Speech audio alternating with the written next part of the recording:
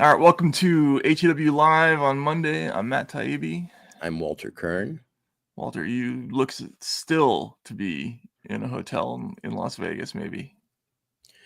Yeah, this is like a high-end Charles Bukowski novel. Oh, nice. Yeah, it's quite nice hotel, the Encore in Las Vegas. I keep calling it the Escort by accident because there are so many. It seems like it's on your mind, that idea. Well, I keep odd hours. I'm doing a lot of writing, so I go down to the casino at odd hours, and I see things happening. There are different slot machines that are staked out by different people. They're under the protection of sort of very inconspicuous security guards who actually, put their hand out at the end. Mm-hmm. It's a great way to see the human condition without the pretensions of modern America. This is how it works. This is what people do. This is who we are. And how could I drag myself away from that? No, of course. I So. totally understand. Have you ever seen people betting on which pigeon will fly away first in the park? Like Yeah, that sure. level of addiction. So I did that in Vegas. I was wasted with a friend of mine, and we went downstairs and we played that exact game. But we were trying to we bet on which John would go up to the room with a girl from the bar first, right? Put like a C note on each one, and so you can watch that. Oakland. I don't know. We're veering off topic. So, Right. So you're in Vegas. I'm in Vegas. It's okay. So you haven't been paying attention to the news very much, right? Well, all I was doing for a long time was paying attention to the news, and it was a heroic effort because there was so much. And then something happened a few days ago. I got on deadline. I fell out of sync. It's it's like when you fall out of sync with a crowd and then you get trampled. And so I haven't gotten up yet, and I'm relying on you to sort of filter it for me. Yeah. So there's stuff going on, but I think the biggest topic, and I feel bad about this because we get a lot of people who tune into the show asking us desperately not to talk about MSNBC, but MSNBC had like a week of weeks. It has not gotten the coverage that maybe like the Dominion scandal would have gotten, but it entered into a settlement a couple days ago. People who were following this case knew this was coming because there was a judge's order last summer that signaled that MSNBC was going to lose a defamation lawsuit. I'm curious to see how many people in the audience remember a story that was hot for about a week in September of 2020, kind of at the very peak of the George Floyd stuff, when we were talking about a global reckoning with colonialism and everything. There was a story that hit MSNBC about mass hysterectomies. Does anyone remember that story? Let's see. Wow. Yeah. You're a very special person if you do. But you shouldn't be, though, because this was just short of one of those full-blown, dragged out, like month-long news manias. It was like a week-long news mania. And what happened was there was an activist group called Project South that issued a quote-unquote whistleblower complaint saying that there was a Georgia immigrant detention facility where there were a high number of hysterectomies being performed on people behind bars, especially on women behind bars. But that wasn't really the gist of the complaint. That was kind of far down the complaint. It was really about failing to protect people from COVID. But some people picked up on this idea that there were unsanctioned hysterectomies, and there were all these quotes by this one whistleblower who had these amazing things to say, essentially saying that everybody she saw, everybody he sees, she's talking about this one doctor, everybody he sees has a hysterectomy, just about everybody. He's taking everybody's stuff out. Is he collecting these things or something? Is he a uterus collector, right? So this story the thing got out on the 14th of September. On the 15th of September, this is how it ran on Rachel Maddow's show, in the evening. So in less than 24 hours, the story went from nowhere to on Rachel's show, and this is how she presented the story. I'm sorry. Yeah, Rachel, let's see. That's going to be number 11 there.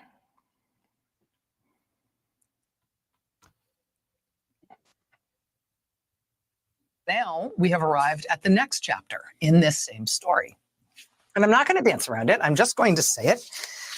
And I guess we should have seen it coming, but still, it's a shock. A nurse who works at an ICE detention facility in Georgia has just contributed to a whistleblower complaint. She says that in her time working at this ICE detention facility, I know. A detention center in Irwin County, Georgia, she says that immigrant women at that facility have told her they have routinely been sent to a gynecologist who has performed unnecessary procedures on them, including hysterectomies. Just to understand, the allegation here is that this is a federal facility, and they have been sending immigrant women in their care, in their custody, to a doctor who has removed their reproductive organs for no medical reason and without them consenting to it. Wow. Let me read you some of the passages from the complaint here, which was written on behalf of that nurse, as well as some of the women detainees. It was written by an advocacy group called Project South. I will tell you in advance, although you can probably see it coming, that it's a little bit upsetting. All right, from the complaint. Quote, a detained immigrant told Project South that she talked to 5 different women detained at the Irwin County Detention Center between October and December 2019. 5 different women between October, November, and December 2019, over that 3-month period, 5 different women who'd had a hysterectomy done. When she talked to them about the surgery, the women, quote, reacted confused when explaining why they had one done. The detainee said, quote, when I met all these women who'd had the surgeries, I thought this was like an experimental concentration camp. It was like they're experimenting with our bodies. The nurse who contributed to this whistleblower complaint explains it like this, quote, everybody just about everybody has a hysterectomy, just about everybody. He's even taken out the wrong ovary on one detained immigrant woman. She was supposed to get her left ovary removed because it had a cyst on the left ovary. He took out the right one. She was upset. She had to go back to take out the left, and she wound up with a total hysterectomy. She still wanted children. So she has to go back home now and tell her husband. Okay, we can stop. Okay, that was the case they made. That was the case they made. Then this instantaneously blew up into a huge story. Everybody's running these stories. You can see the chyrons were mass hysterectomies, right? Now, are mass hysterectomies, does that mean, is it sort of like a couples massage where a lot of people in the same room get hysterectomies simultaneously? Or is it, sequential? I don't know what mass means there. Well, I guess. A lot, right? I mean, that's what comes to mind for me when I hear mass hysterectomies is many, right? Right. And so the story kind of feeds into itself. And I apologize for going on about this, but these details kind of matter. So MSNBC did 5 segments on this. Nicole Wallace did them. Chris Hayes did them. Rachel did them. Then almost immediately, 173 members of the House sent a letter comparing this to the worst era of like Jim Crow and then Nazi Germany, right? Sure. And then Pramila Jayapal led the effort, sort of denouncing the whole thing. And then Rachel reported on that. And then this is how the beginning of that story. So this is number 13 on our list. So if we could look at this, is just a second, I promise. Don't worry, commentators. I'll stop him someday. I don't know how. Congresswoman Pramila Jayapal spoke to several lawyers who represent women who are detained at an ICE facility in Irwin County, Georgia. Women who say they were forced to undergo gynecological procedures without their consent while in federal custody. Congresswoman Jayapal says after those conversations, she believes that it may be as many as 17 women who are forced to undergo these medically unnecessary procedures. She also has anecdotal information about specific women's experiences that's almost unbelievably horrifying. She says, quote, one woman, Pauline. So now it's from mass hysterectomies, it's up to 17, right? Right. And well, I'll just cut to the punchline. When they did, there was a lawsuit almost immediately, depositions flying back and forth all the way. There was a judge's order that came out last summer where basically it was essentially the judge was rejecting motions to end the case early. She was saying that there was evidence to proceed. So there's just a couple of things I want to show from this case. You can see, if we could blow that up just a little bit, there are quotes from people. The lead reporter here, I think it's Jacob Soboroff, saying, it doesn't sound, saying to the co-writer Julia Ainsley, it doesn't sound like they have much beyond the complaint, which is just the whistleblower's account, and this doesn't mean it didn't happen, but it's harder to approve. Then he's saying, I'm hearing mixed things about the Wooten, who's the main source, and then if you go down, here's Ainsley, who's the other reporter, saying, but only 2 hysterectomies, or do you think they only referred those and he did others? The other reporter says, I think it's possible or likely, lots of lawyers saying it. And then the last thing is they went to this internal group that reviews reporting within MSNBC before big stories go on the air. And this is what the recommendation of Chris Scholl, the senior deputy head of the standards group, says. As I've been mulling, my concern is all we have is a public whistleblowing complaint in which she provides no evidence to back up her claims. At least we would have had to note that in our reporting. But then it's worth asking why we were reporting it in the first place. I think we need more of our own independent reporting before going with this. This was what they were saying while they were preparing to do those stories. And then it came out finally that the records only showed 2 hysterectomies. So they knew what they knew at the beginning was true, and mass hysterectomies became a thing out of thin air. So they had to settle. The amount is not known. They settled with whom? A doctor or the doctor? Yeah, facility. Yeah, okay. Yeah, the doctor, and that's I think just one of the settlements, because there are a couple of other suits that are extant in that case. MSNBC was one of the groups that was sued, but it's kind of a fascinating media story because it doesn't seem like even Rachel and Chris Hayes are quoted in the case as saying that they had doubts about it. Rachel said she didn't want to have to rely on the whistleblower. Hayes said, I know it's viral because people are comparing it to Nazi Germany or Jim Crow, but that isn't what this is. And it's on the air anyway, and they're doing this anyway. Like, I don't know how that. Do you know how that happens, Walter? Inertia, people not talking on the phone, certain people having so much power that no one ever dares run up to them and say, hey, man, I think it's bullshit. But what I see is Rachel able to command full hysterical authority, even when she doubts a story. It's not like she stints on the tearful and, grave concern or all of the histrionics that she specializes in, knowing that she doesn't have anything and suspecting it. I mean, she's a wind them up and watch them go panic machine. So how much did they get? How much did the doctor get? I don't know. I mean, the suit was for $30 million. That's how much he sued for. That seems low nowadays. Yeah, man. It does seem low. I mean, yeah. To be walking around with your neighbors thinking that you conduct mass hysterectomies. I mean, calling and somebody collect a uterus collector. Where would he collect them? I mean, does he have a museum in his basement? Yeah, I mean, body parts or. And look, there are other aspects. Well, let me back up for a second. So the thing that's crazy about this, Walter, is that it wasn't like a story that they had to cover. You know what I mean? It wasn't like it was out there and everybody else was doing it, so they had to weigh in on it. Well, it is true that when you see sort of actual local reported style news appear on MSNBC. You really wonder, because there's so little of it. That is true. That is true. But I think that one of the reasons it got through is that it was too good to check.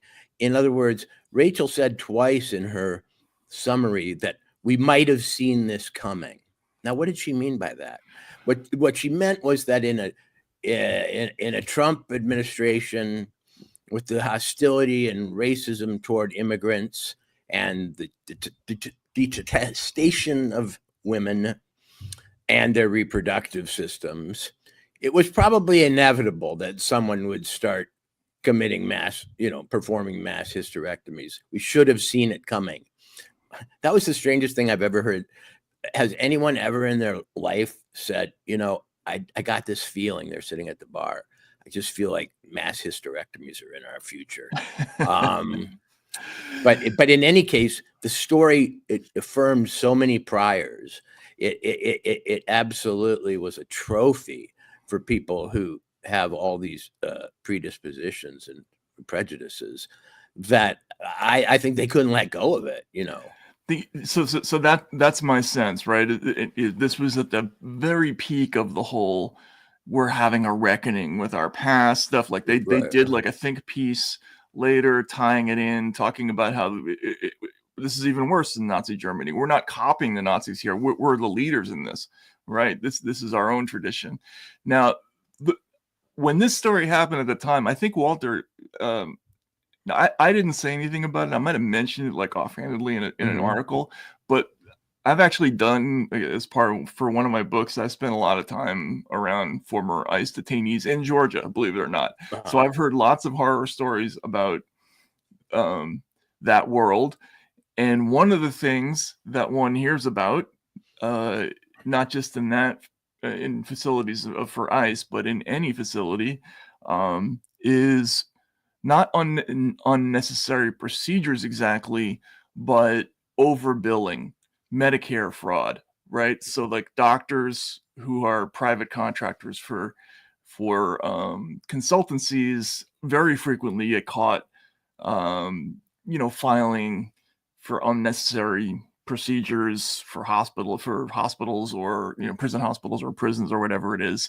And if you look in this case, you will find that there was a prior false claims for Medicare investigation involving that facility and even some of the physicians mentioned in this case. So that leads you to think that even if the story's true, it's not about racism or genocide, right? It would be about something else. Come on, Matt, everything is about racism and genocide if you dig deeply enough. But comrade, I will forgive your error, but Well, right. I guess my point being is that when you, like most reporters, when they do a story about medical malpractice, they will run the doctor's name to see if there's a lawsuit. Right. And if the first thing that comes up is something that there is a lawsuit, but it's about something completely opposite to what you think or what you're about to report, you just run. You drop that story like a potato and don't go near it. Like, what's the cost of not doing that story?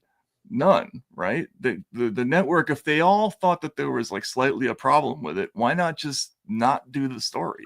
But Matt, you and I both remember, because we have a friend who was in the middle of it, the Rolling Stone, University of Virginia fraternity rape scandal. And the thing was so perfect.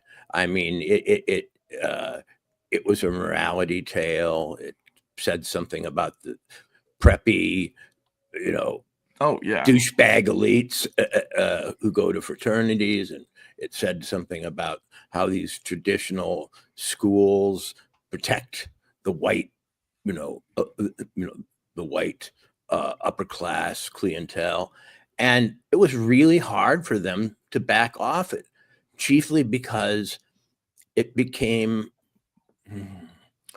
almost a rebuke of the political positions to suggest that they weren't supported by the evidence in this case. Right. It happens so much in news. It happened with Dan Rather. You get a story that tells a story that you already want told and you think you already know, and a fable, as it were, has the right villains and the right heroes and the right moral.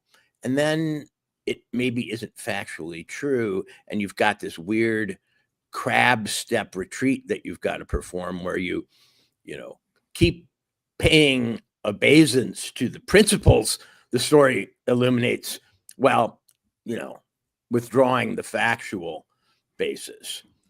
Yeah, right. Yeah, no, I think that's right. Like, these things, they get an inertia to them. They just kind of happen. I mean, maybe this story is more interesting to me than it would be to other people, but I'm fascinated by the idea that maybe the reporters surface this to a producer, the producer schedules a segment, the segment gets scheduled, the Chiron writers start writing mass hysterectomies. Now it's a thing. Now it's got a life of its own, and it just goes in. It ends up on air, and then you have Rachel, and that video is more shocking, almost, I think, more shocking, I think, than almost anything we've done with her, because we know that in the back of her mind she was worried, but she just ripped that off like she really believed it. So that makes you wonder about a lot of things. I don't know. I just think it's really, I think this happens a lot probably in cable, where just things just go on air without really any checking. Well, in this case, there was an injured party who really was helpless not to sue. I mean, to be accused of being a uterus collector is really a bridge too far. And like I say, I think he aimed low in terms of the settlement, or in terms of what the fine or restitution he asked for. But again, what I take away from it is that Rachel's act can adapt itself to any outrage, even non-existent outrages. And apparently she's, like you say, got a partitioned mind, which permits her to know something has problems on the one hand and just go for it in her strange, hypnotic, mind control way with the other. She's a real talent in that respect. I'm amazed by it. Like, we were trained, the first sight of trouble, run, right? Like, almost anything's worth not ending up in depositions and hiring lawyers and doing all that stuff later on. So to just go through with this, it's like seeing women's fingernails on the floor of your new boyfriend's car, and staying in the car. But Matt, it is a cautionary tale, but you're also right. It's pretty common. I mean, Russiagate had that character. Russiagate was a story who, if it were true, was so great, so arousing, so inflaming, such good TV, because it also was suspenseful.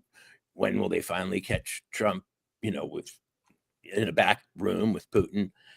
But I think fairly early with that story, everybody who was anybody in terms of integrity started having doubts, and it's just how they dealt with them.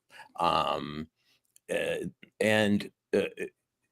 think it's always amazing how people will go broke, keep spending even after they're going broke. Right. It's always amazing down in the Las Vegas casinos how long people will go on betting after they're on world's mightiest losing streak.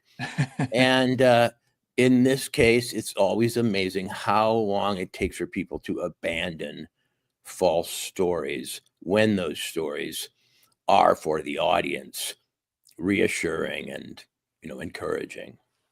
Yeah, the MSNBC think tanks think piece about this, the print piece, use exactly the construction you just referred to. It said, if these reports are true, America is not so much mimicking the Nazis as it is building upon a long and racist history. So that whole if true thing, if true, awesome, right? Like, but where's this locution that they use every time Trump opens his yap, which is, Trump says without evidence that, Greenland is a big island in the Atlantic. Or, I mean, they do the opposite too, which is that they cast aspersions and doubt and act skeptical and dubious about almost stated facts, Encyclopedia Britannica style facts, if they are repeated out of the wrong mouth. Just more evidence that it's who benefits that drives the news. Yep. Okay. People are telling us we got to move on. So, good. All right, we'll move on. But look, it's another MSNBC story. Ann Reid got the axe last week. We can go in a number of different directions with this. We've talked about her a bit on this show because there have been some really weird performances on The Readout, which is her show, and also when she's been on panels. Remember on the election night, her talking about how this was an extreme fascist state already, like, we hadn't even started yet. And there have been all kinds of other incidents. We can go back over them if you want, but she got the axe this weekend and then did a podcast, and it's probably worth just watching the intro of this. This was on, I forget what this is called. It's something like Win with Black Women, I think it's called. I have to say my heart is so full that I hope I can get through this. I want to thank you, Joteka. And I will say our SOAR president literally called me from as she was taxiing on the plane to say that she was flying back from California. And it was just overwhelming to receive that call. Khalil, all of those who have been on the phones with me, and Angie Rye, who has been essentially babysitting me and taking care of me, and Tiffany Cross has been doing the same. My husband is on this call, who's also been doing the same.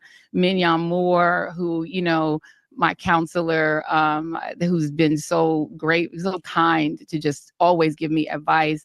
Obviously, Joteka, you are just everything. Holly, who I've been bugging and harassing, who's been making all the technical. I can't even name everyone. Everyone, you all know that you are valuable. You are wonderful. And, I hope I haven't missed anyone. It's just my heart is so full. I'm trying to get through it. But everyone who took the time on a Sunday when it was not a regular call to get on this call, I can't even begin. As you can imagine, I have been through every emotion over the past several days. Tasha knows, she's been on the calls with me for some of them.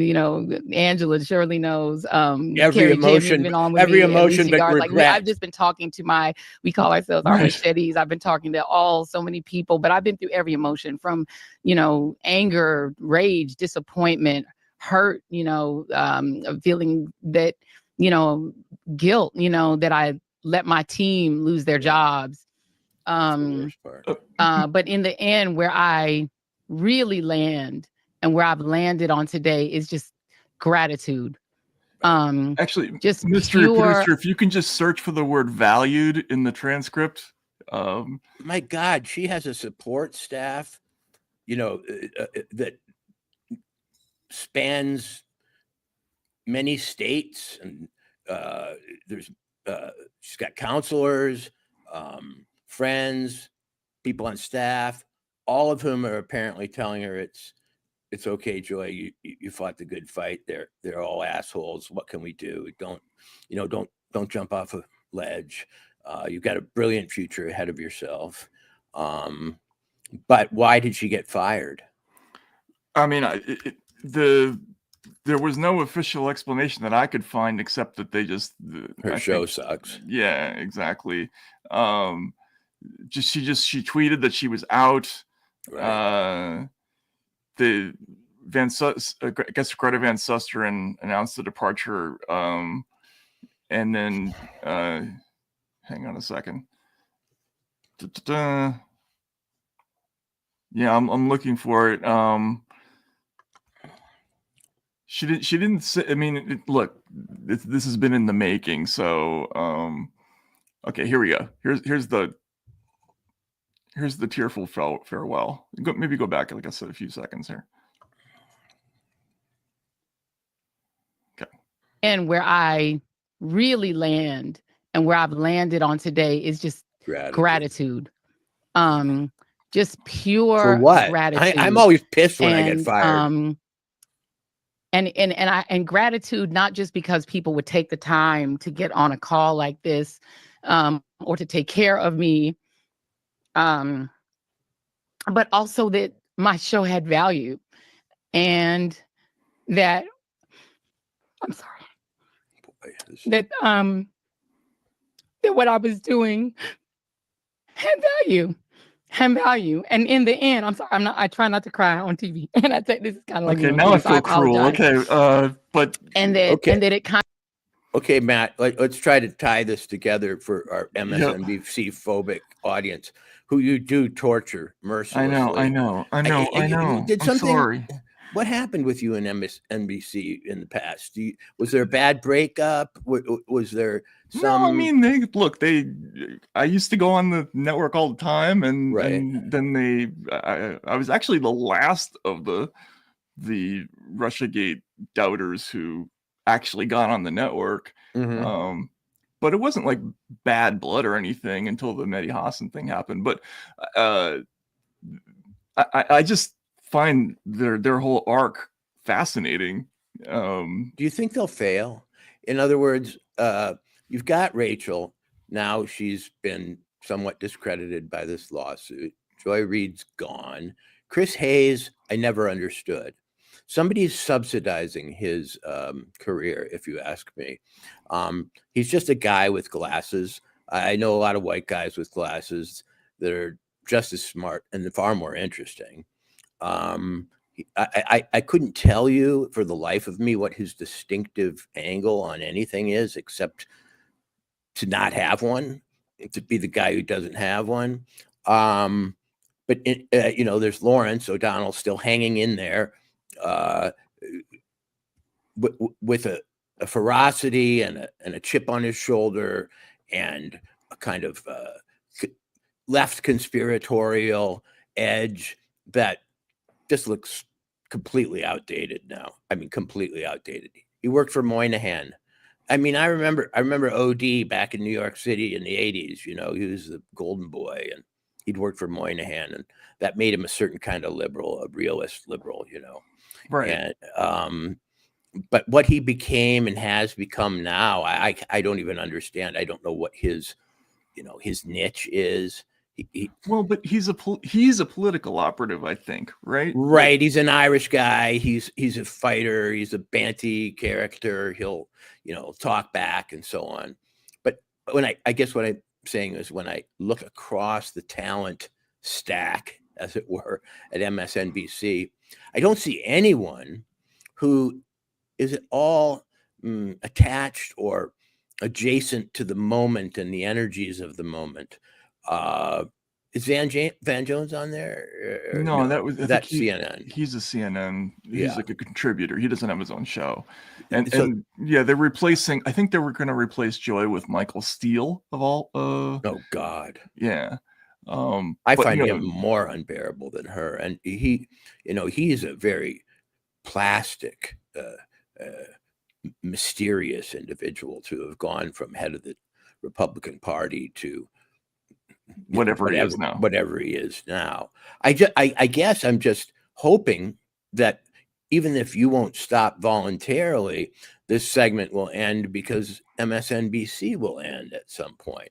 I'm not sure that they have the ball team for this league anymore. Well, it's just they've gone from being so why does Chris Hayes stand out in that group? Because he's the only person. I mean, I guess Rachel counts too, but he's the only person of the group that left in the lineup who one would think of as having a traditional news background, right?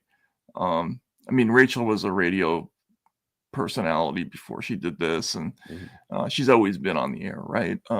But Nicole Wallace is a White House person, right? Lawrence has a political background too, and Michael Steele, obviously, and then so I guess the network's just going to become a whole bunch of people who aren't really news people.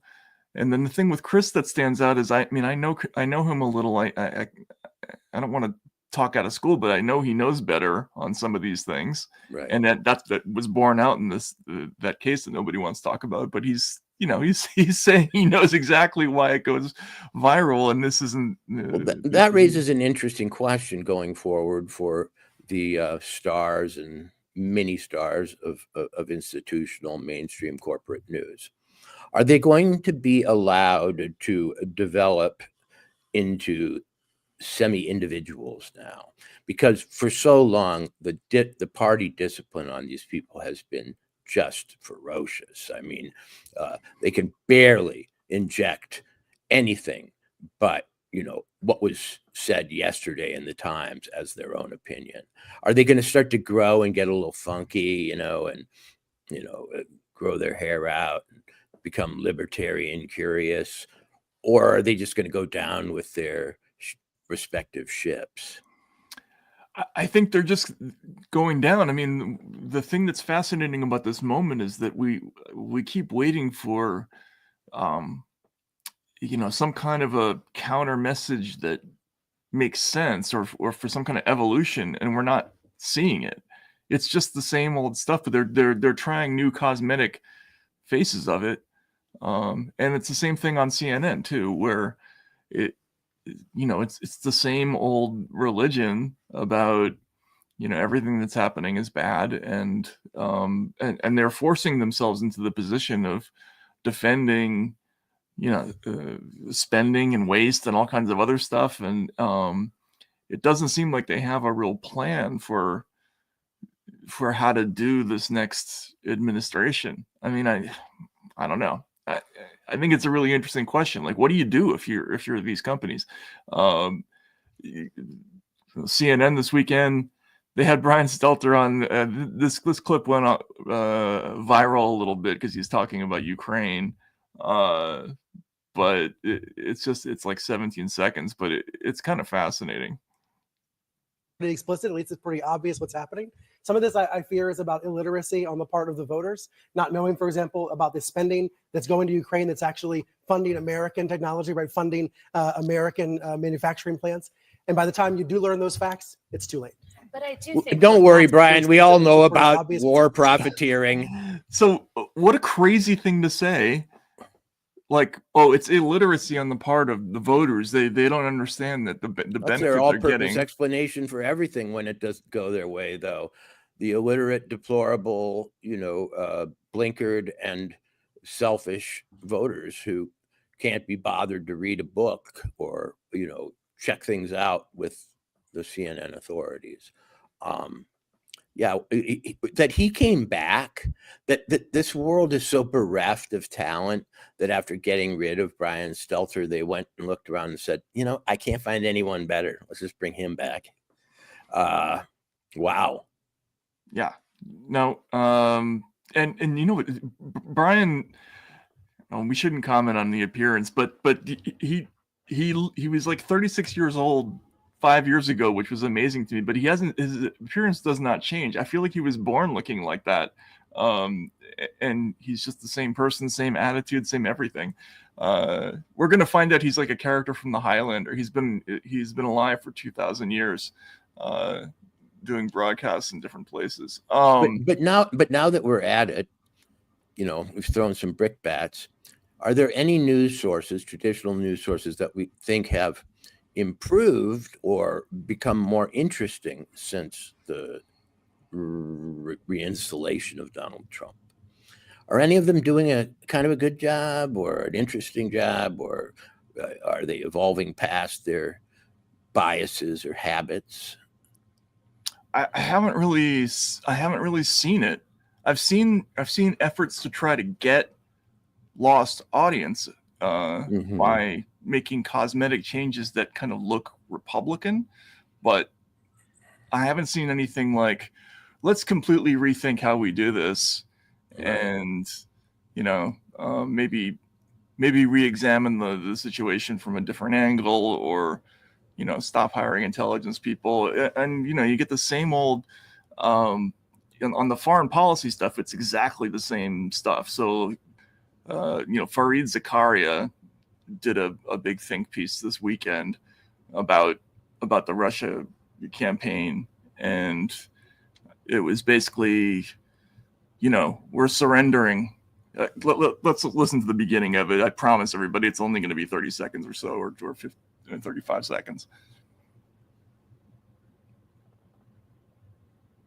Oh, do we have that? I do want to talk about Ukraine for a moment, though. I mean, after we look. Oh, all right. Hang on a sec. Maybe I didn't send that. Hold on a sec. Okay. Yeah. Yeah. So, what about Russia? Are you talking to me? Yeah. Well, let's watch the clip okay. first, and then we'll talk about it. Delegation in Saudi Arabia. Mike Waltz, the U.S. National Security Advisor, noted that only President Trump can do that. Only President Trump could have shifted the global conversation on how to end the Ukraine war. Secretary of State Marco Rubio, determined not to be outdone, quickly noted that the first important point he wanted to make was that the only leader in the world who could make this happen is President Trump. He's the only one in the world that can do that right now. Welcome to America's new North Korea-style diplomacy, where our diplomats are more worried about their boss than the adversary. It's true that Donald Trump has found a lightning-fast way to end the war in Ukraine. Surrender. At least when France fell in 1940, it did so in the wake of a German blitzkrieg that swept through the country. Ukraine has actually held back Russian forces for 3 years now, and despite fighting a much more powerful adversary, even taken some Russian land. And yet, the Trump administration has preemptively conceded most key Russian demands before the formal negotiations have even begun. No return of all the Ukrainian territory acquired by force, no NATO membership for Ukraine, no American troops on Ukrainian soil. And Trump trashed Zelensky, calling him a dictator and saying he better move fast or he is not going to have a country left. It is no wonder that senior Russian officials like former President Dmitry Medvedev seem almost giddy with joy. What explains Trump's desire to sell out? Okay. All right. So it just goes on and on about selling out to Russia and surrendering. I mean, but you asked the question, has anybody evolved at all? And they haven't. It's exactly the same thing. It's North Korea. It's Nazi Germany. It's surrendered to Nazi Germany. So it's both Hitler and Neville Chamberlain always, right? And is it any different appreciably from anything that we heard before? Well, this comes under the heading of retrenchment. First of all, to vilify the diplomats as toadies to Trump, to characterize Marco Rubio as a boot-licking, flatterer, I think is ridiculous. That's not Marco Rubio, not the person I've seen, first of all. But also, what are they actually proposing? They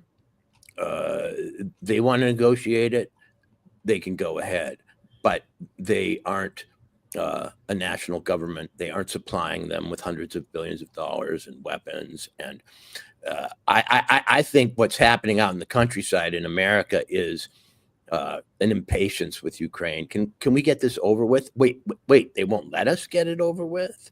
How is it surrender if it's not our war, right?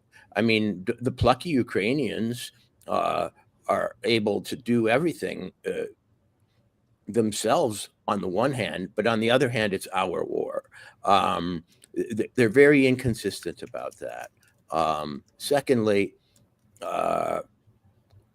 Trump, for some reason, doesn't feel the sting of the Putin's handmaiden charge anymore. He's absolutely unafraid of being called those names. And that's interesting because they had him on his back feet, through his first administration.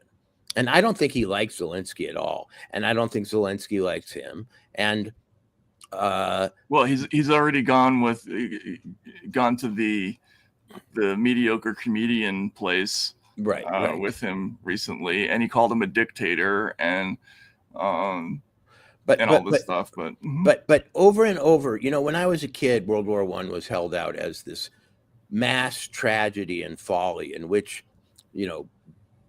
rival armies fought for a few inches of ground, a few feet in these bloody, muddy trenches, never to make any definitive moves, and only to lose the flower of their, of manhood in their generations. And that's back in the day when the aristocrats fought wars. You know what I mean? The people who fought trench warfare for the English army were actually, often titled people or part of the gentry. Now, we're not even fighting this war, which always makes the moralism about it a little distasteful to me when we volunteer to let the Ukrainians keep killing themselves.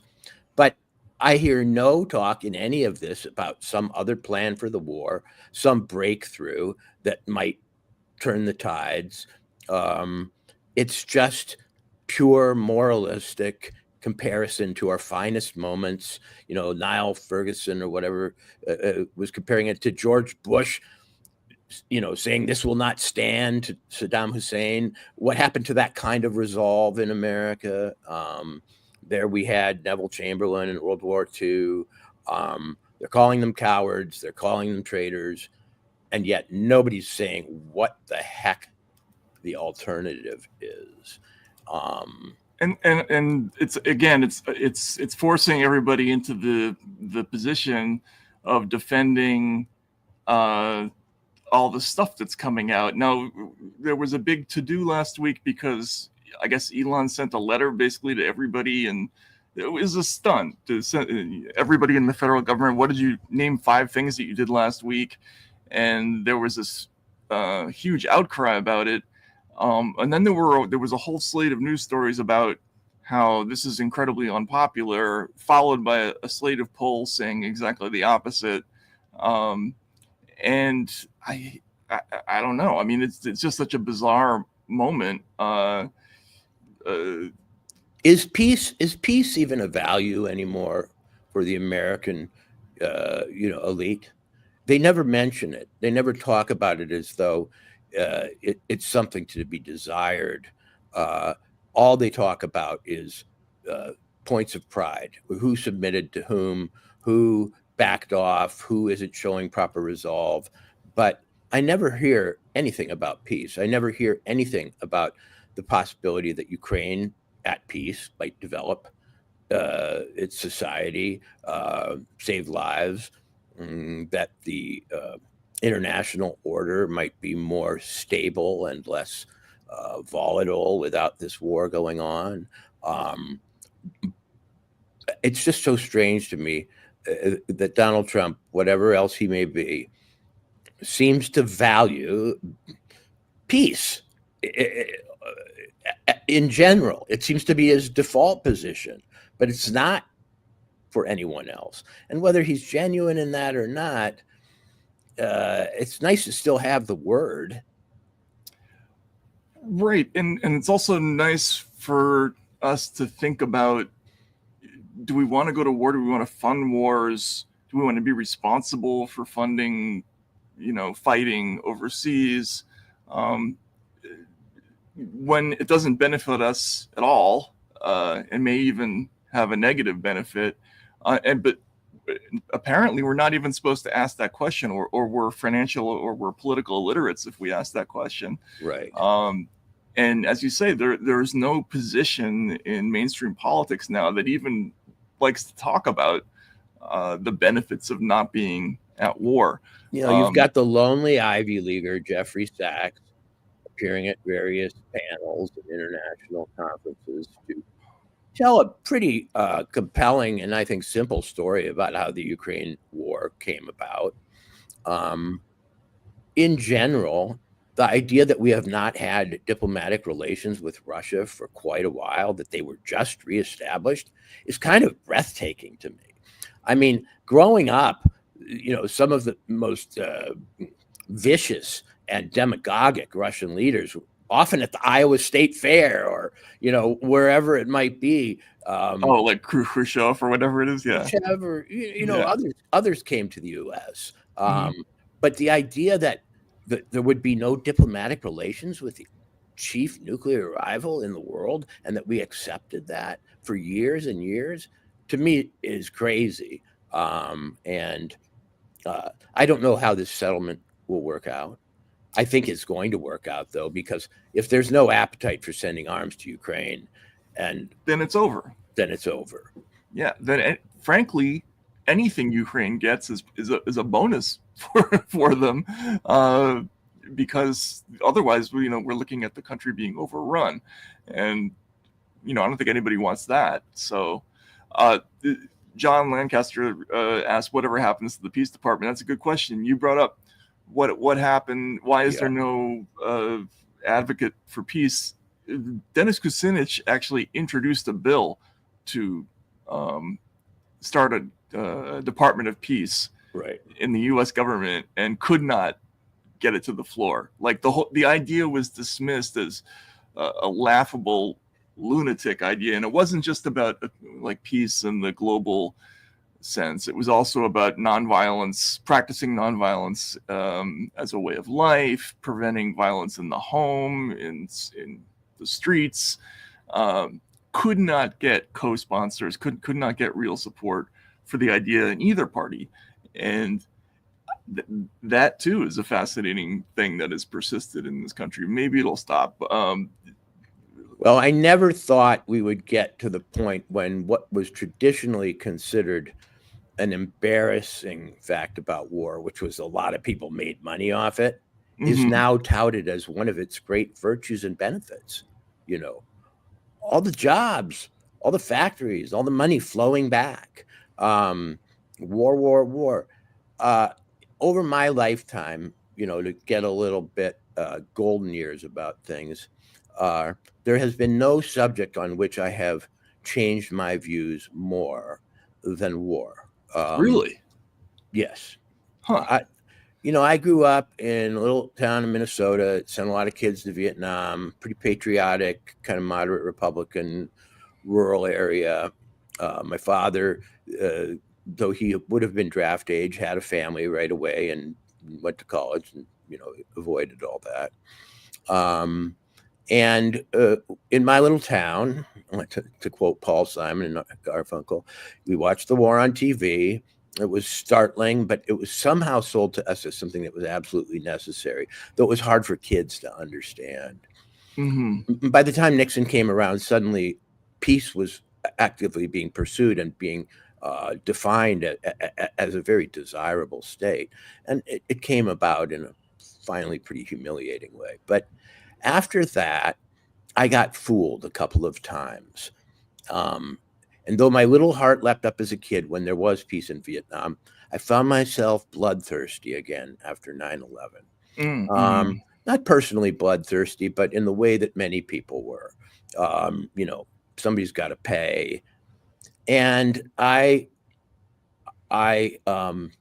hit myself for how much of that jingoism I bought into right around Iraq. That should have been seen almost instantly as what it was. But because the evidence didn't exist and the results didn't exist, and Iraq, we suddenly found out, wasn't really the country we thought that it was portrayed to America as being, in the way it fell apart and so on. And I have just now finally become a bit of a peacenik after the last 15 years or so. It strikes me as an almost unalloyed evil in the post-just war, World War II age. It causes mass displacement. It degrades the culture. It advances the worst kind of politicians. It makes money for people who should not have money, in my book. Yeah. And it destabilizes our civilization over and over, because having to argue constantly for the organized slaughter of others, especially when it's offensive, even though all wars are portrayed as defensive, is, I think, is a corrosive influence on mankind. And there are fewer and fewer excuses. And the fact that we haven't won any, I guess that should weigh in the balance too, because it now seems that war is a kind of a state of play between nations that is kept constant and kept even so as to, yield the highest and most continuous levels of profit and so on. And I at this point, man, I can't think of any of those 60s people who I don't agree with on the abhorrence of war. Well, you go back and you read the Pentagon Papers, and it's almost like reading the future. It's basically the same story that you read in the Afghan papers a generation later. Same issues with waste, same basically the admission internally that there is no goal, so we have to invent metrics for success, because we're not going to win this thing. As you said, we talked about this last week. It's a perfect scam when you can't ever finish the job, right?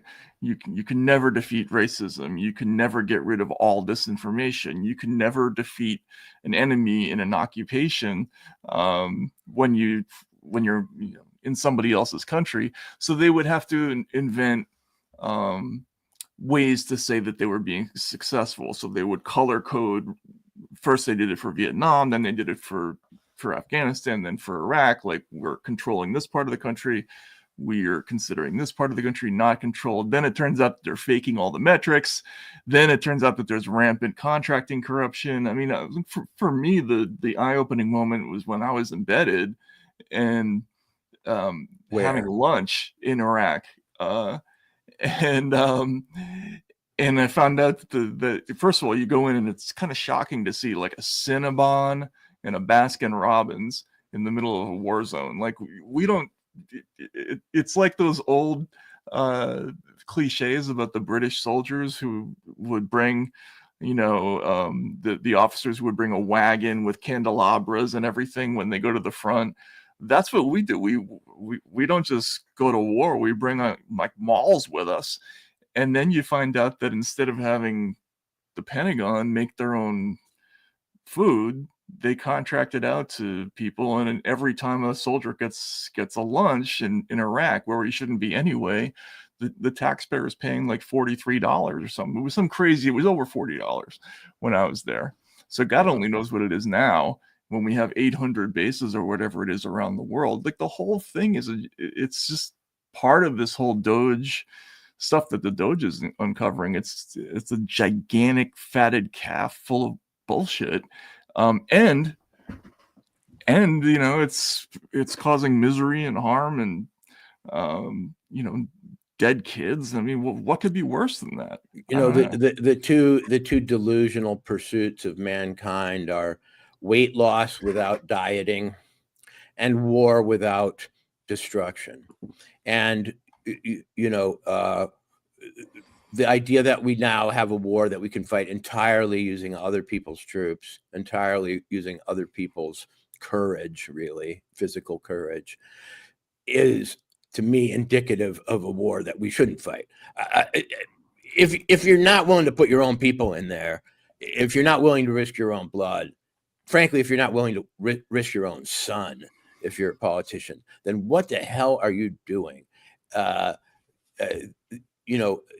other thing is that the cost of war is borne by the soldiers, not by the politicians. They always find a way to come out of it. They up their careers. They become presidents. They become leaders. They get on these panels. The whole thing, the whole circle jerk is so terribly profitable between the boards and the panels and the security advisory groups and the private intelligence groups. But as I got to know people who fought, especially in the Great War on Terror, the GWAT, I saw that America had absolutely not just traumatized, but degraded its young people by bringing them back from these things, not dead, not even amputees as we were used to, in other words, but absolutely fucked up in the head. Totally. Not in the way that, we should all avoid them, and, fear the psycho killer and the sort of Vietnam era nutcase, but with, because our American war is now fought by our underclass. Okay. That's the truth. People who do have a way out sometimes through the military and the discipline and the, oversight that it brings to lives that might be going astray otherwise.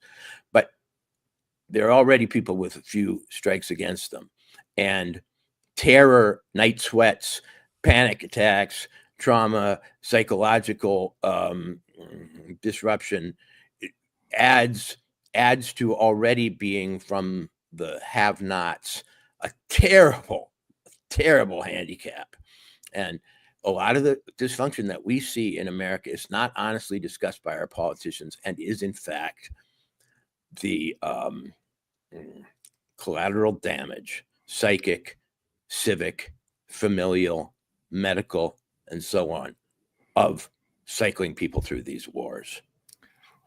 And even worse, they use the soldiers as like human shields, right? They get behind them and talk about the patriotism of these people that they send over there, and they successfully con people like me. Like, I went over there and was so I love the guys and actually men and women in the unit that was charged with taking care of me and the taxpayers' dollar. Right. I liked them so much. There were these poor kids from Oklahoma who didn't even know why they were there, frankly, or if they did, they were trying not to think about it. That I felt bad about blasting the whole enterprise when I went home, and I think that's a successful tactic. But this whole thing, the overarching picture, you listen to that Fareed Zakaria thing and the Munich thing that happened a couple of weeks ago. This is all part of one big story, which is there's a political establishment that is more interested in empire than in ruling this country, and then there is another political force that is saying we have to reorient our priorities homeward, and that's different from left and right to me. Isn't it? I mean, so Rand Paul gave a speech about this last week. Should we? It's just a few minutes. Should we listen to this? Yeah. Before we let our producer go. Before we do, there is a nominee for a defense position currently up before the Senate. He's a little controversial. His name's Eldridge Colby. He's the grandson. Elbridge Colby, excuse me. His friends call him Bridge. He's a grandson of William Colby, the CIA director. Oh yeah, and he's basically pushing a reorientation of our security establishment toward China instead of Russia. And I haven't tracked how likely he is to be confirmed, but even that pedigree, grandson of a CIA director, Elbridge, preppy name, member of the clubs, wears a tie. And all he's suggesting is this strategic, the shift. And the guy's being treated like he's, oh yeah, no, John Lennon, or Vladimir Lenin, right? Vladimir Lenin. Yeah, no. If you go in that direction, that is how you get on the Hitler of the Month club, is to suggest that we should abandon responsibilities of empire. But this is what, and this is what exactly what Paul was saying. in the speech, and he kind of went after the other people in the hall, which was kind of interesting. Why are the decisions of this body so awful? Because there's a printing press. I had a conversation with one of my Democrat colleagues, and I said, we have to make a choice. You got to decide whether you want to help the poor in our country or want to help the poor in Ukraine or help whoever you're paying in Ukraine. And he says, we shouldn't have to make a choice. Well, it's like, you do have to make a choice. The fact that you think you don't have to make a choice is why we're $36 trillion in the hole. You have to make choices. Which comes first, Ukraine or America? You can't do both because we don't have enough money. We only have enough taxes coming in to pay for Social Security, Medicare, Medicaid, and food stamps. Everything else is borrowed. So maybe able-bodied people need to go back to work. Maybe there needs to be a work requirement. Maybe, for goodness sakes, food stamps shouldn't buy sugar drinks, chips, ding-dongs, and Twinkies. Anyway, I mean, I'm going soft on Rand Paul. More often than not, I see him say something that I agree with and also believe to be something like common sense. And he's right. When you have an unlimited budget fueled by borrowing, you can afford to be on every jihad that comes across the desk. And why choose? The problem here with withdrawing from Ukraine is that it's making a lot. It is exactly what they say is the virtue. The money's coming back here. And whenever the money's coming back here, that means people want to keep it. And they don't have another game to play right now that I can see. If Ukraine is not the recipient of all these, surplus arms and, kinds of aid that tend to, bounce back to our people, what are we going to replace it with? We don't have a candidate yet. No, but it's a fascinating thing. They not only have, he's talking about the fact that these people have insulated themselves financially from having to make decisions, but they've also done it politically, right? Like they've made the decision to send all these people abroad and send other people's kids abroad, costless for the political class. It's not their kids that are going over there. Right. And it's not the people it's not the kids of the people who are the big donors. So they can endlessly make these decisions. And they have for, really going back to Vietnam, essentially. And both on the financial side and on the political side, we've come to, I think, of kind of a fork in the road where we have to decide, are we going to endlessly put this in the charge card and do these, create these irrational bureaucratic and military structures that don't really do anything for us, in fact, that they're counterproductive? Or are we going to be grounded in some kind of, I don't know, test that decides whether or not this makes sense? Well, I suspect that in Ukraine's case, part of the reluctance to, bring it to an end, whatever kind of end we bring it to, whether it's perceived as more favorable to Russia than it should be or whatever, is that once we do bring it to an end, we're going to have to take a look at what happened there and what the real state of Ukraine is.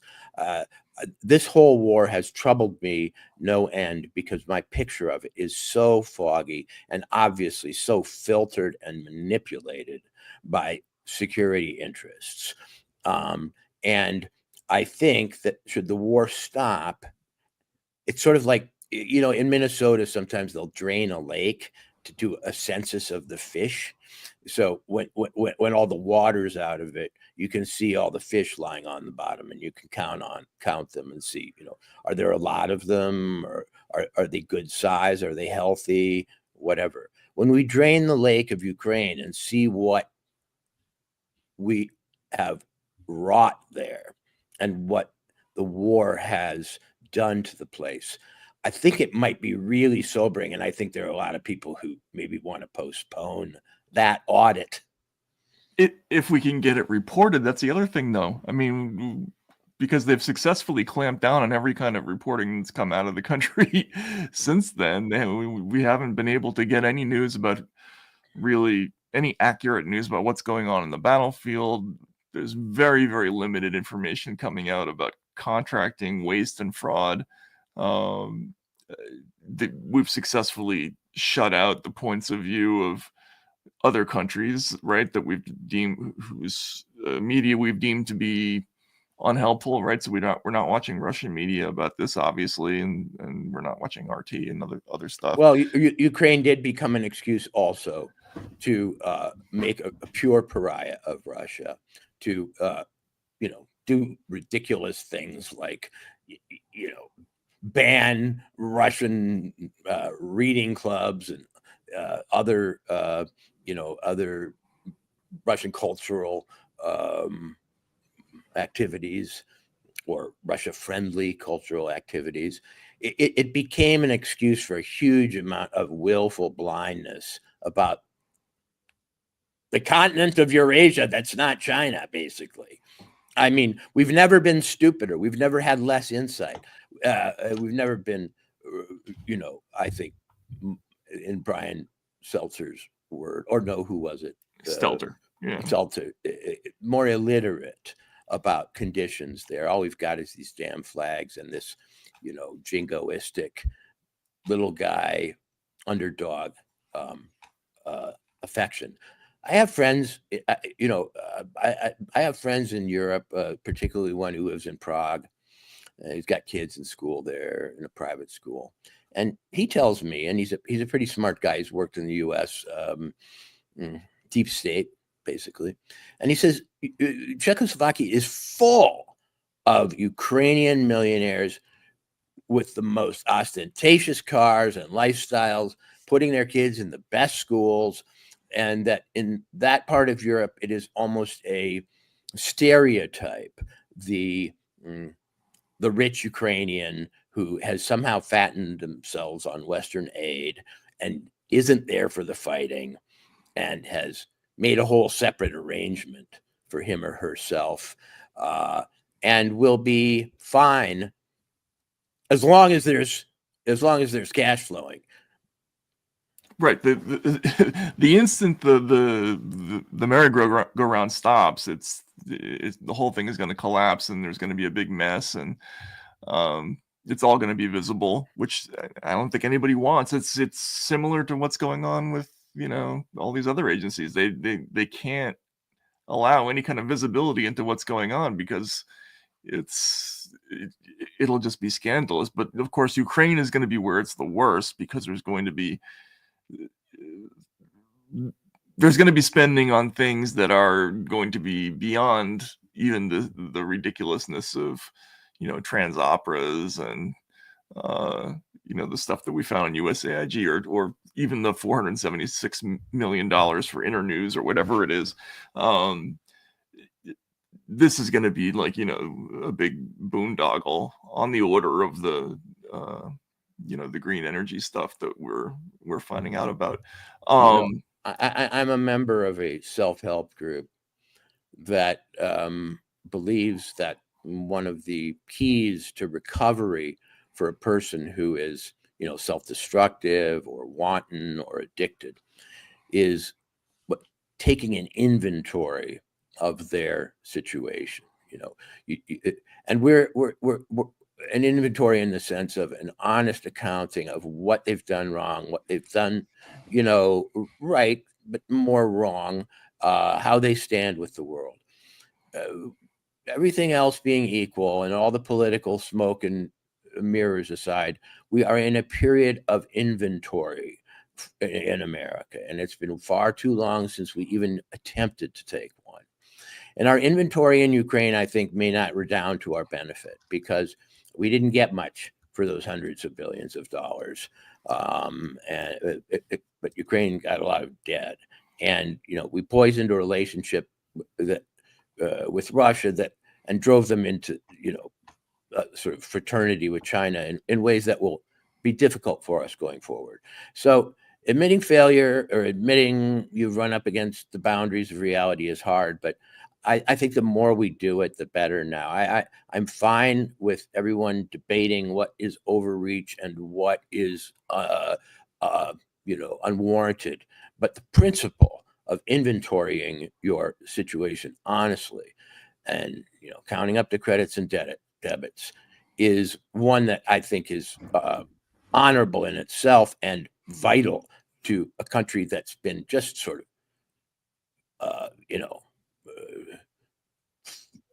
running from pillar to post without any real objective for the future. Okay, so here's a question. I think you're expressing a sentiment that a lot of people agree with, that there's a long overdue accounting going on, that we're finally taking inventory.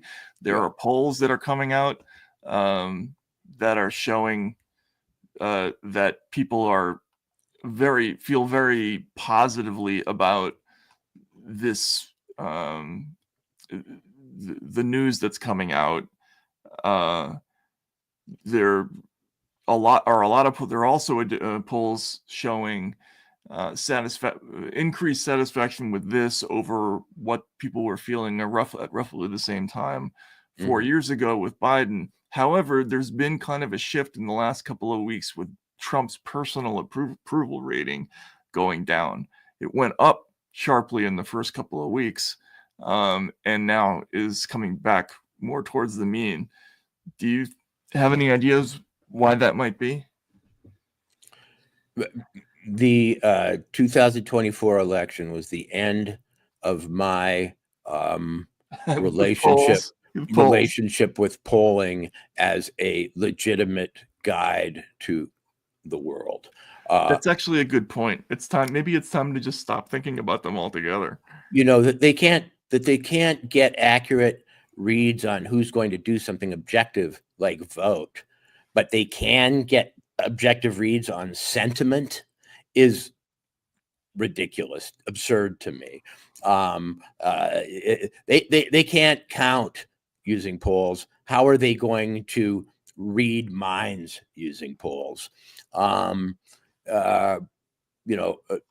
seen through the years that presidents tend to, have a little bit of a honeymoon. Maybe Trump's honeymoon ends more quickly because he's actually done 9 months of work in one.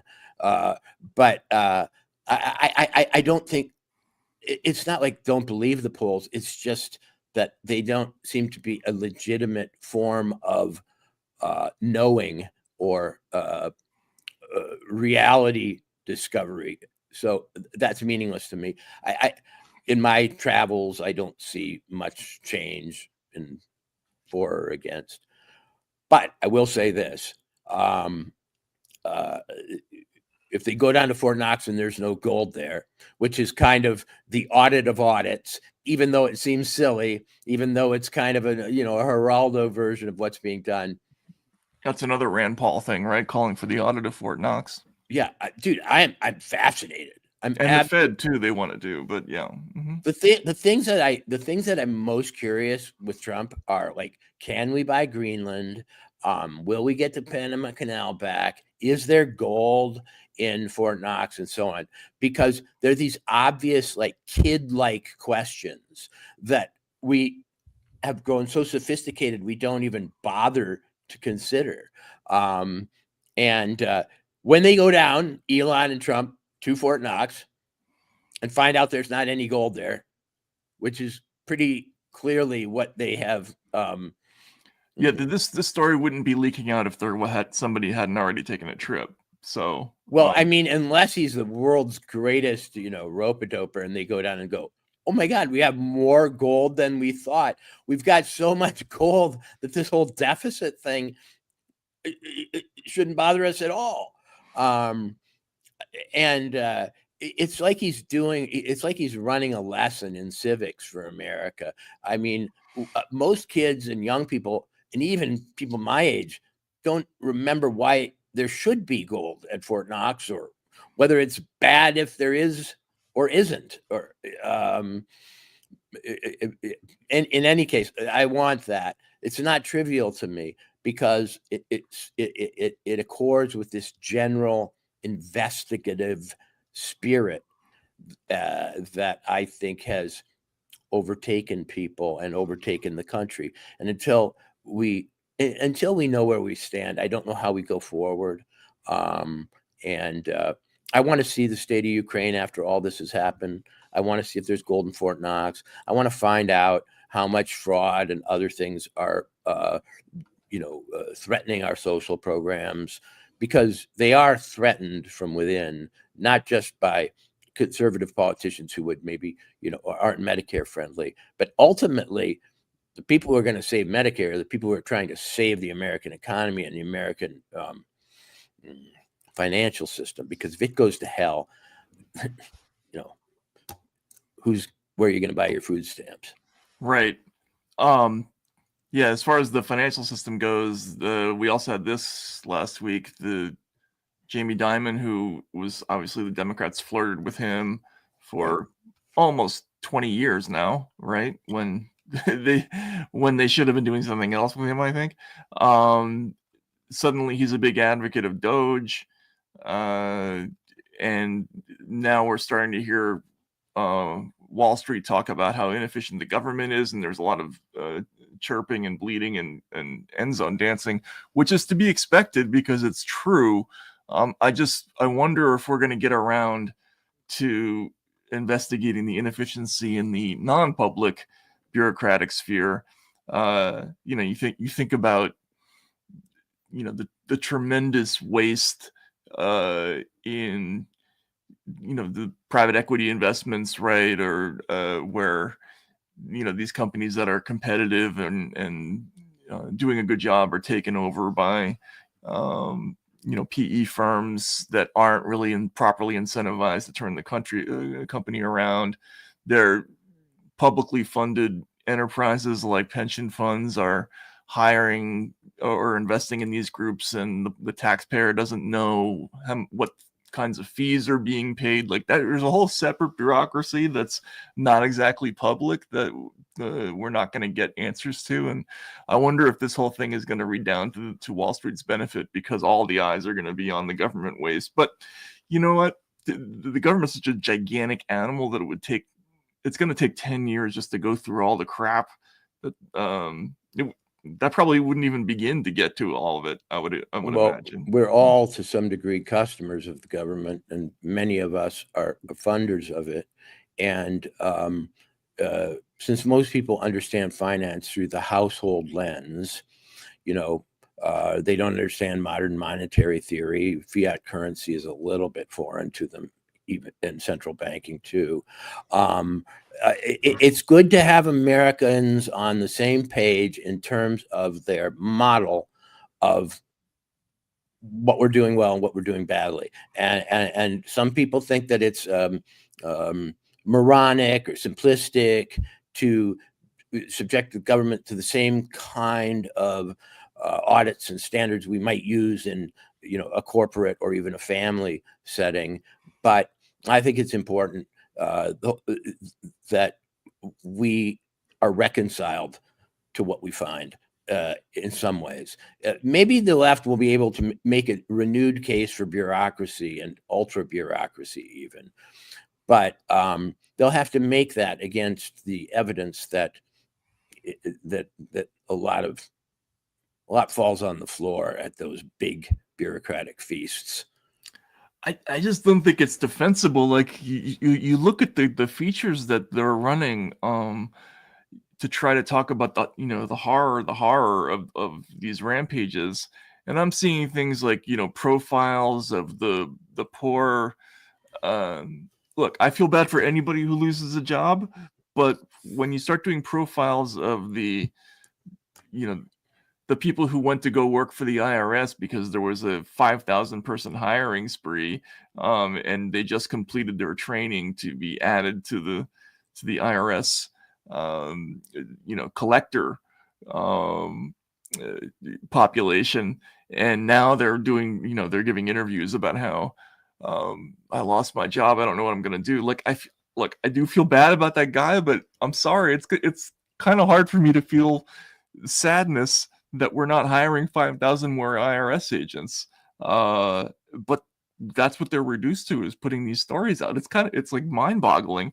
You know, and- it's one thing to feel sympathetic in the individual case, but these people are the ones who administer policies that regularly bankrupt whole towns and cities, trade policies, other kinds of government edicts. I mean, I saw my Midwest, you know, with a sort of light manufacturing base still in the 1970s and 80s, and still something called the family or small farm, though it was, you know, rapidly being consolidated away. It still had a presence on the landscape and in the culture. I saw that all devastated by agricultural policy, trade policy, and so on, such that, you know, it's not just, I don't know where I'm going to buy the shoes for the kids. It's, I don't know how I'm going to, I don't know, survive without joining the army or moving away or leaving grandma abandoned in the local elder care home. My town of choice when making these stories come alive is Newton, Iowa, where Maytag appliances were manufactured. I come from Akron, which is the rubber capital of the world. That's where my family's from. These places were taken out with a scythe. Oh, city by absolutely. city, you know, county by county, state by state. And all we heard about it was going to make goods cheaper, you know, if these things were manufactured abroad and so on. And the people who instituted these policies, carried them out, defended them, and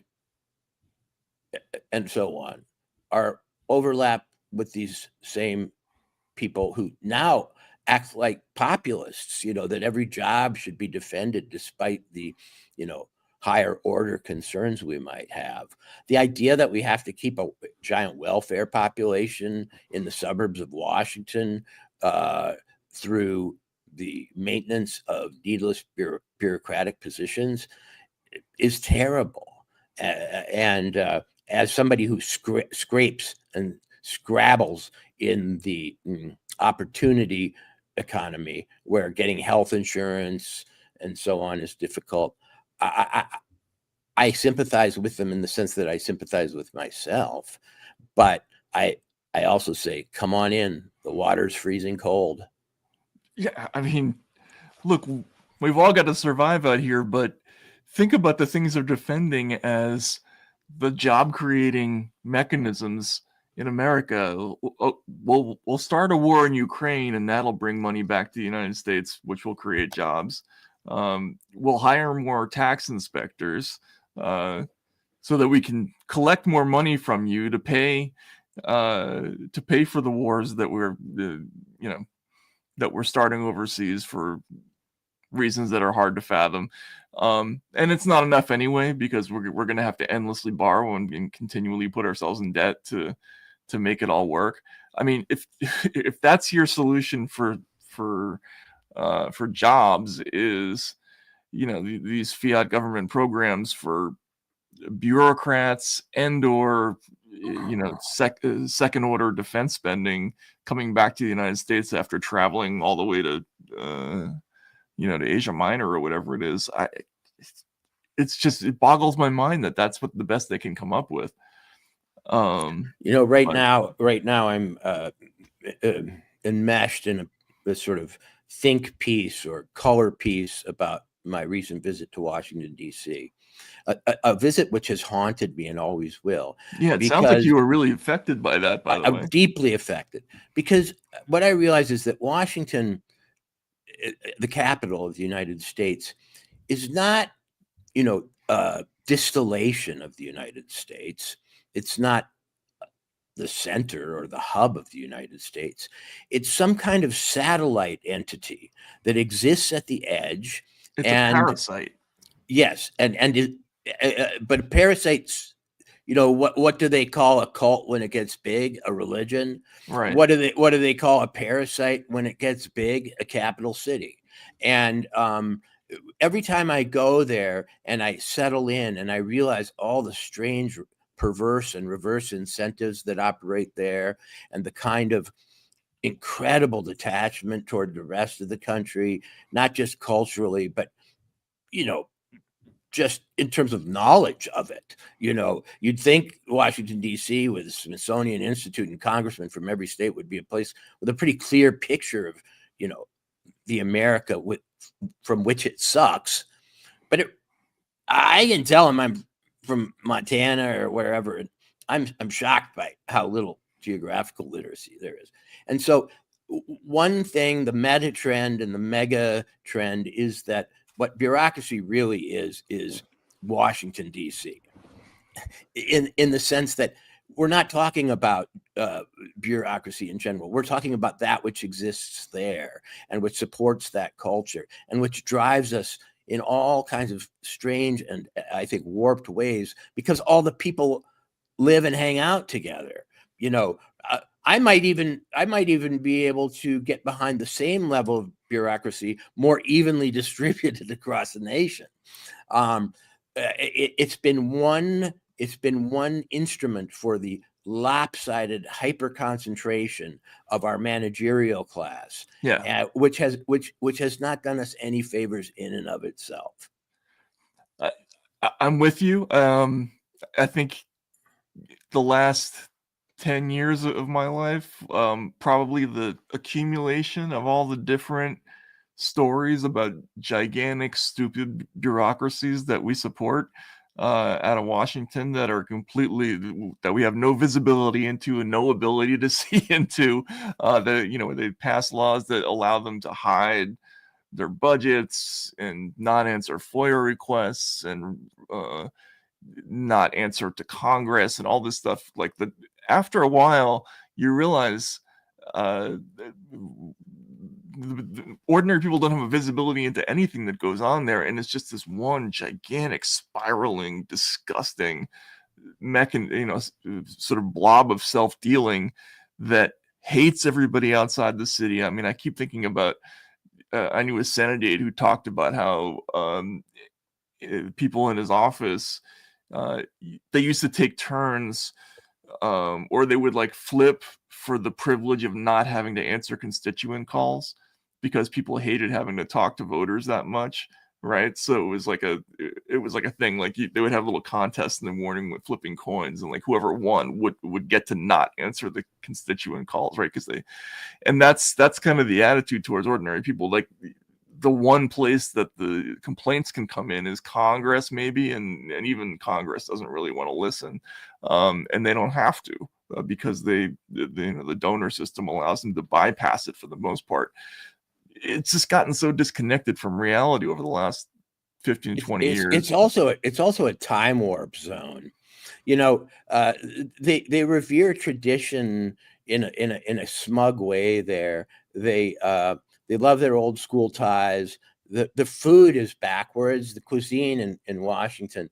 I mean, if I eat at another sort of power Washington restaurant that serves, that has a raw bar and serves steak, and where I'm told to order the creamed spinach, you'll never get any better creamed spinach. I'm like, what kind of a fucking bayou, what kind of a backwater is this place where all the hot expense account joints are, bragging about their creamed spinach? It hasn't changed because it doesn't have to. And another problem with it is this. It takes too much of the talent from the country. It takes too much of the talent that could go into productive enterprises. It's not just money that is used inefficiently in Washington. It's people. And to be honest, I've never understood somebody wanting a government job. So I have a basic existential gap between me and those people who go what I really want to do is go to work for Health and Human Services, or I don't understand that either. There's a particular kind of person who comes out of a certain a small coterie of schools, and they really just want that staff job, and Right. they're not looking to trade it in for a private sector job. Like that thing is weird to me. I mean, I guess there are people who, it's a dream to be involved in big policy making decisions, but that's not even what it is for a lot of these folks. So it's a little weird. One sort of theme I've noticed in a lot of the frustration and backlash against the Doge audits and just Trump's general attitude toward the federal government is that these people have a bit of a persecution complex. Totally. They think they do really important things that the rest of the country doesn't appreciate. It was kind of in that New York Times story about the wondrous deep state and all the ways that we don't acknowledge its life-saving, efforts. But they have a bit of a persecution complex over there in Washington. They think that we don't understand what they do. We have simplistic views. We don't realize how difficult the political system is. Hey, they wish things were more efficient and, streamlined and effective too. But you've got to understand the constraints we labor under, and the, lack of gratitude we have for the tasks we perform. And, there's a lot of whining and a lot of martyrdom there right now. And it bugs me because they do forget that somewhere back when they were, whatever bureaucracy they work for, they were created at the behest. At our behest, yeah, exactly. At our behest. And just because they've forgotten their origin stories and thought, we always lived here, we always did this, and we were always guaranteed these benefits and levels of security. But there was a time when they didn't exist, and we, the people, made them exist. And they're being reminded that what the people give, they can take away. Absolutely. Okay, one last thing, and this maybe falls under the category of, do I feel sorry for this person or do I think this is funny? Kamala Harris gave a brief interview. Funny. Is it funny? Okay. Dude. Let's ask the I could watch this 100 times. Really? Okay. Oh yeah. This is kind of wild. All right, hang on a sec. Goes through your mind when you see this? You're here, you're now seeing it up close. It's not only seeing it, Alex, you can smell it. You can feel it, right? So it's seeing it with our eyes, and many people have seen it. You all are covering it. But to literally be on the ground here, you can smell the smoke that was here. You can feel the toxicity, frankly, of the environment. Yeah. Look at that reach for the reporter. You can feel the energy of all of the folks who are still here on the ground. Goes through your mind when you see this? You're here, you're now seeing it up close. So funny, because first of all, her manner is one of the most peculiar human manners I've ever seen. Her version of being pedantic is hilarious. With your eyes, you can see it. With your nose, you can smell it. This is like the whole listening ears thing. No, it's Romper Room. It's some kind of PBS children's Sesame Street version of everything. She should host Sesame Street. Let's get real. She is a natural on Sesame Street. She already, uses that presentation. She sees the world that way. And she's not threatening to children. I think Sesame Street would be a little fast for her, I think. Don't you think? Like, I can't imagine her trading barbs with Oscar. I can see her like singing with Big Bird and, Yeah, maybe Big Bird. Yeah, Elmo. Kermit, what do you think about the smell of fire? Oh, well, Kamala. Yeah. Have you ever been in a fire, Kermit? But funny also because they thought so the biggest argument for there being a government that needs to be maybe pared back, corrected, or disciplined is that it gave us that and expected us with a straight face to accept it as a presidential possibility. You know, Biden once had a mind, presumably. You know, this is a woman in her prime, so to speak, and she came close to becoming the president, and all of the orchestrated support she got from all the institutions that matter basically overlooked the fact that she's a moron and drunk or something. or something. The biggest Let's say debate, or something. The biggest debate about Kamala Harris is which substance is she on? I mean, we know it's one. We're not sure what the combo might be. We've never really seen the behavior in our own families. It's a very complex interaction between God knows what gummies. I consider myself Xanax. an expert in pharmaceutical abuse, and I can't say that that there's a combination that immediately comes to mind. But is she continually just living up to the worst? The worst version of herself, or is this a sincere attempt to get back in the public eye or stay in the public eye?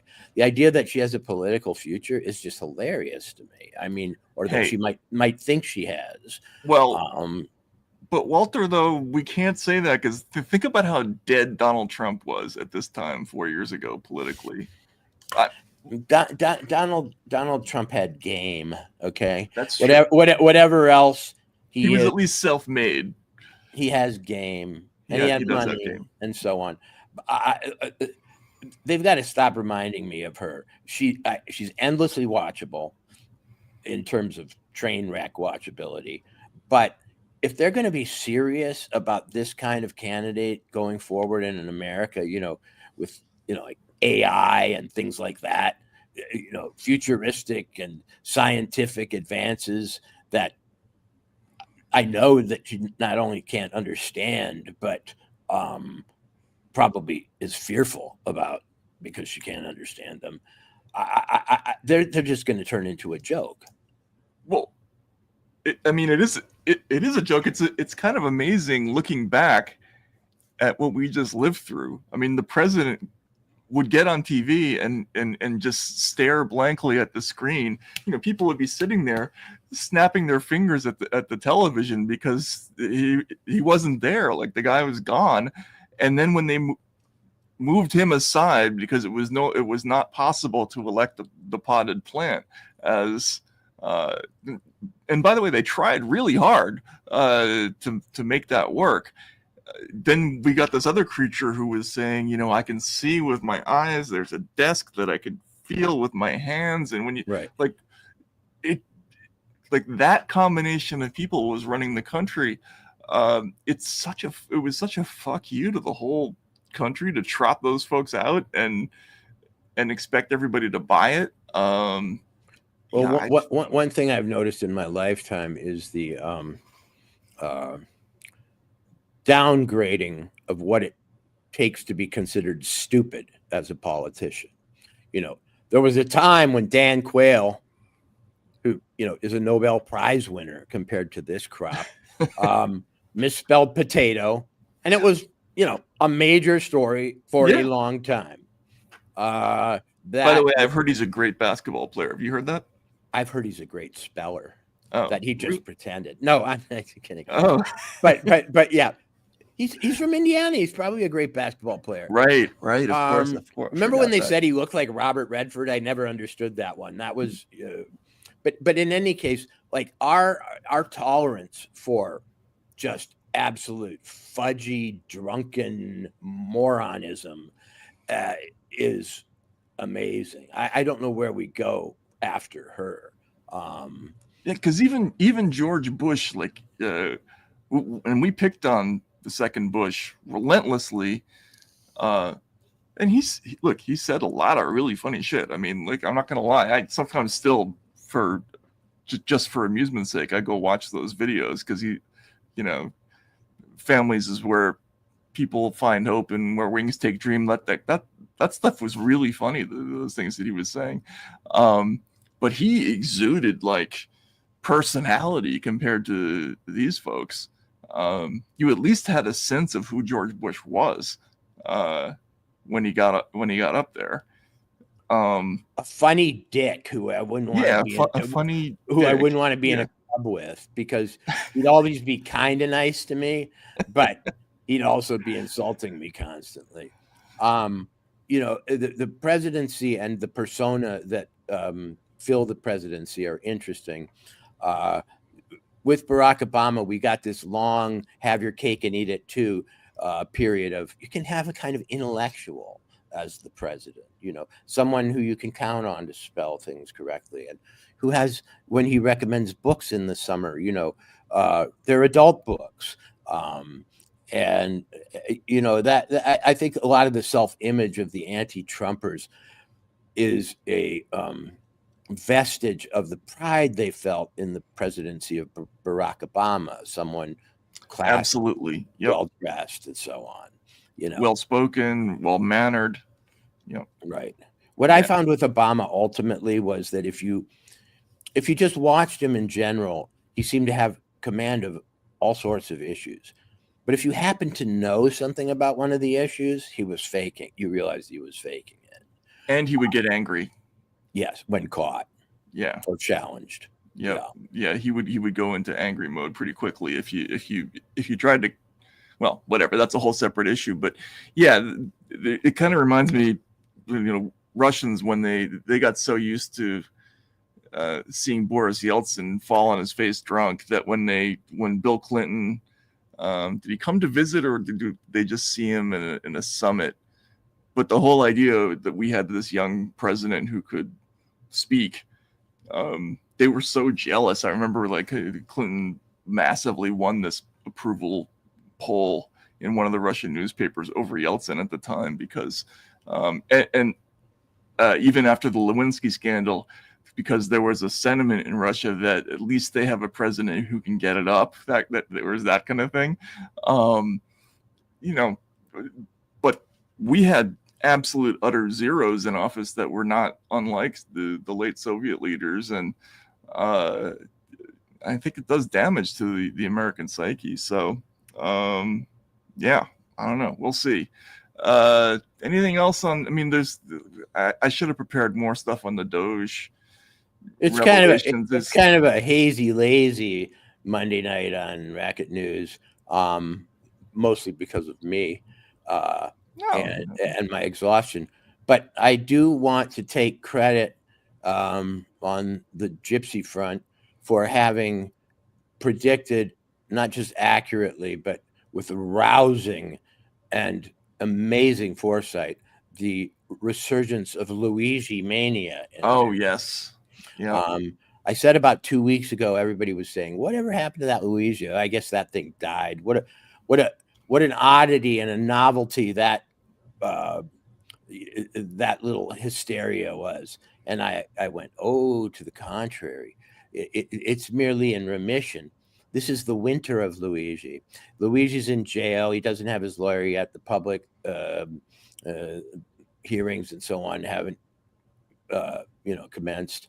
But when he comes back, and he will come back, and it will be soon, it's going to be with a vengeance. And suddenly, I think I said that on February 4th, by today, we have Luigi billboards. We have Luigi as a verb, meaning to kill. Somebody should Luigi somebody. Really? That's already happening? Oh, all over the place. We've springtime for Luigi.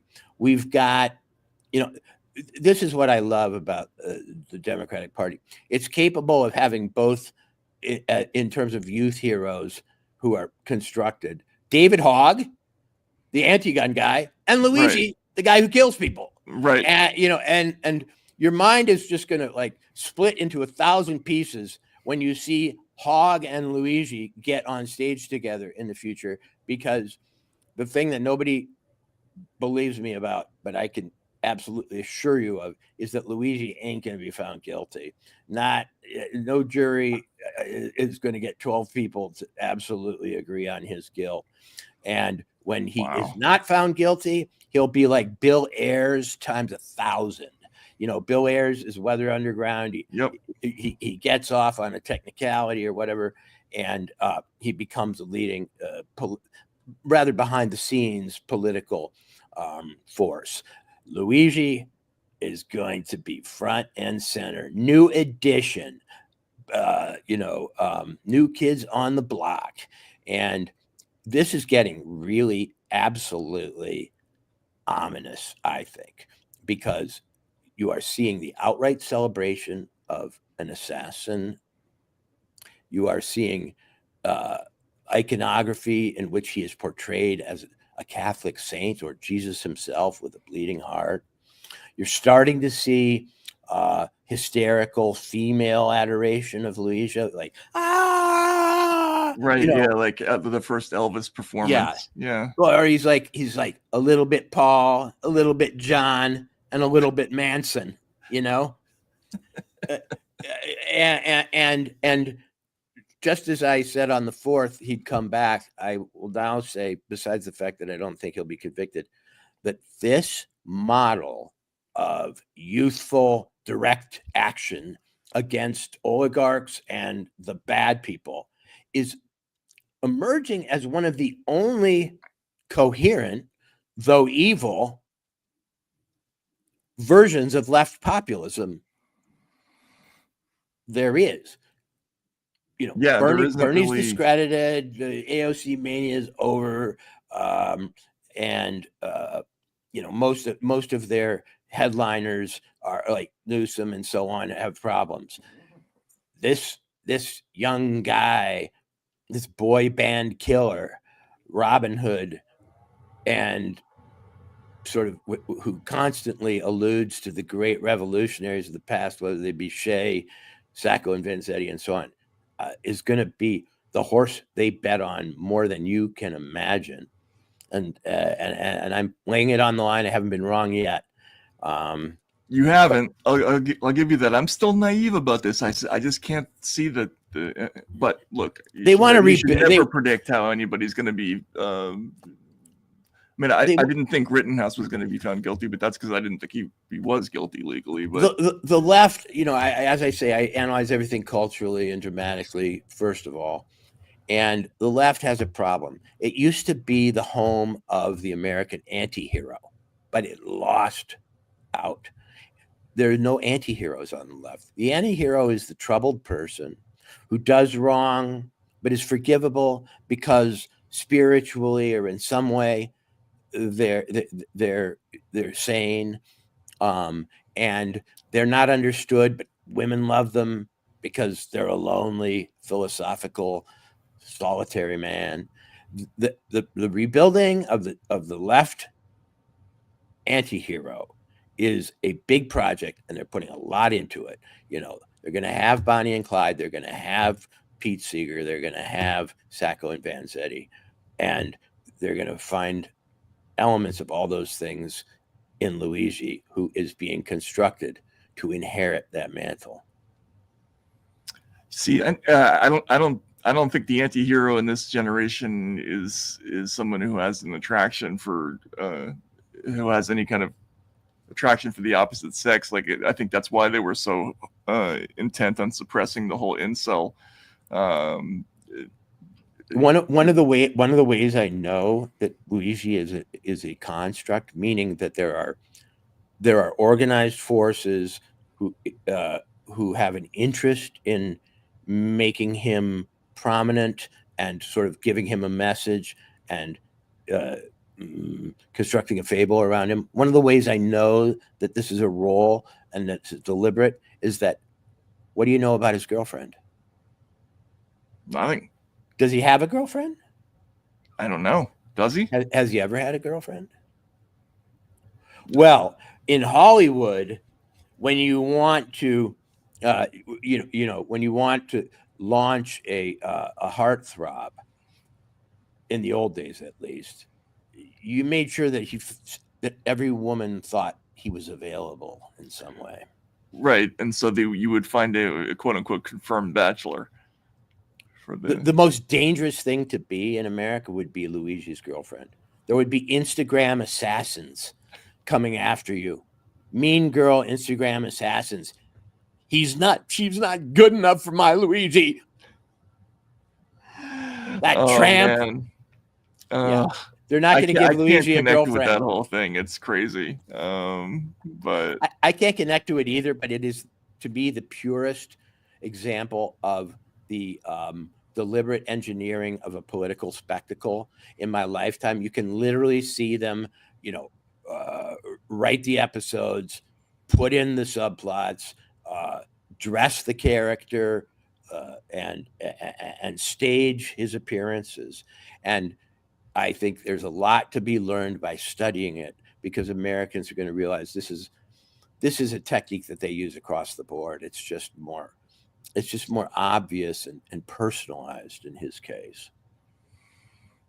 Well, one thing I will say is that I've increasingly come to the conclusion, looking back at news stories in the last 10 years and being really, really struck by how scripted they clearly were in hindsight, because everybody's using the same language in a lot of these stories. And so, yeah, I'm more prone to believe that the stuff, there's some kind of screenplaying going on in the background, or screenwriting going on in the background, which is clearly better than the actual screenwriting in Hollywood, from the returns from the latest Marvel movie are any indication. But anyway, sorry everybody to spend so much of the show on a subject nobody wants to hear about anyway. We won't do any more MSNBC segments.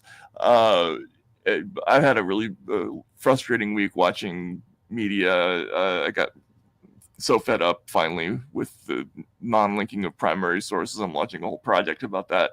In what on what platforms, or by what organs, or everybody? I mean, ultimately it was the Vance story, and the fact that it was so hard to find a transcript of his speech, or it was harder than it needed to be. And that, this is just something that's been going on for almost 10 years now, this whole non-linking to primary sources thing. And it's just become the search engines don't work, Wikipedia that doesn't work. So then trying to figure out a way to make it more easy, or make it easier for people to actually access primary sources and news stories. But MSNBC was a part of that, and so that's been on my mind, and watching them implode in the last week was probably part of that. So, but no more MSNBC. And I guess you say that like my drunk uncle, I promise never I'm not again. drinking that damn Three Roses again. I've had it with this Mogan David. Cheap shit gives me a hangover and a headache. You'll never see that in my backpack again. My name is Matt Taibbi, and I watch MSNBC. All right, I'm sorry, folks. Walter, thanks for hanging out. Thanks everybody for coming, and thanks for listening to us. And we'll see you later this week. See you next week.